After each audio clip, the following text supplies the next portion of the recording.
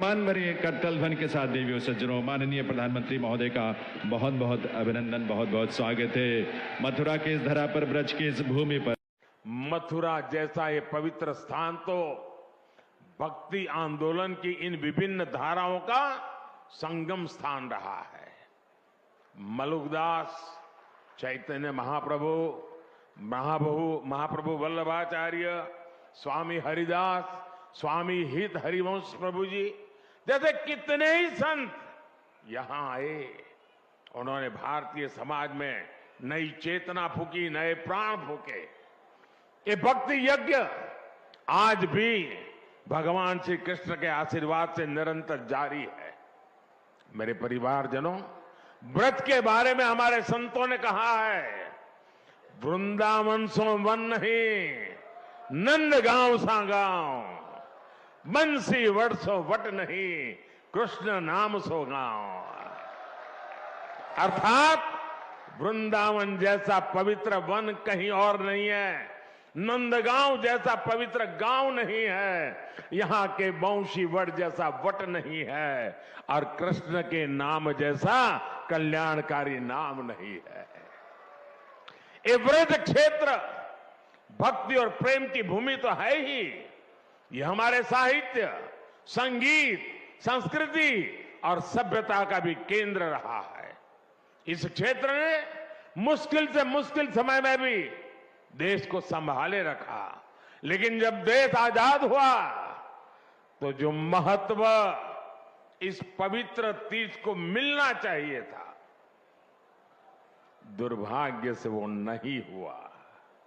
जो लोग भारत को उसके अतीत से काटना चाहते थे, जो लोग भारत की संस्कृति से, उसकी आध्यात्मिक पहचान से विरक्त थे, वो आजादी के बाद भी गुलामी की मानसिकता नहीं त्याग पाए।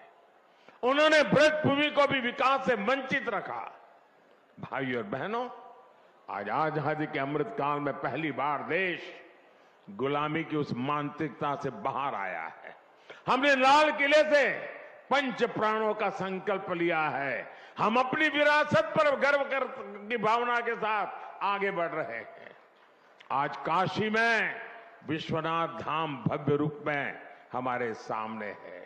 आज उज्जैन के महाकाल महालोक में दिव्यता के साथ साथ भव्यता के दर्शन हो रहे हैं। आज केदार घाटी में केदारनाथ जी के दर्शन करके लाखों लोग धन्य हो रहे हैं। और अब तो अयोध्या में भगवान श्री राम के मंदिर के लोकार्पण की तिथि भी आ गई है। मथुरा और ब्रज भी विकास की इस दौड़ में अब पीछे नहीं रहेंगे। वो दिन दूर नहीं जब ब्रज क्षेत्र में भी भगवान के दर्शन और भी दिव्यता के साथ होंगे। मुझे खुशी है कि ब्रज के विकास के लिए उत्तर प्रदेश ब्रज तीर्थ विकास परिषद की स्थापना की गई है। ये परिषद श्रद्धालुओं की सुविधा और तीर्थ के विकास के लिए बहुत से काम कर रही है। ब्रज रज महोत्सव जैसे कार्यक्रम विकास की इस धारा में अपना प्रकाश भी बिखेर रही है। साथियों, ये पूरा क्षेत्र कान्हा की लीलाओं से जुड़ा है। मथुरा, वृंदावन, भरतपुर, करौली, आगरा, फिरोजाबाद, कासगंज, पलवल, बल्लभगढ़ जैसे इलाके अलग अलग राज्य में आते हैं। भारत सरकार का प्रयास है कि अलग अलग राज्य सरकारों के साथ मिलकर हम उस पूरे इलाके का विकास करें।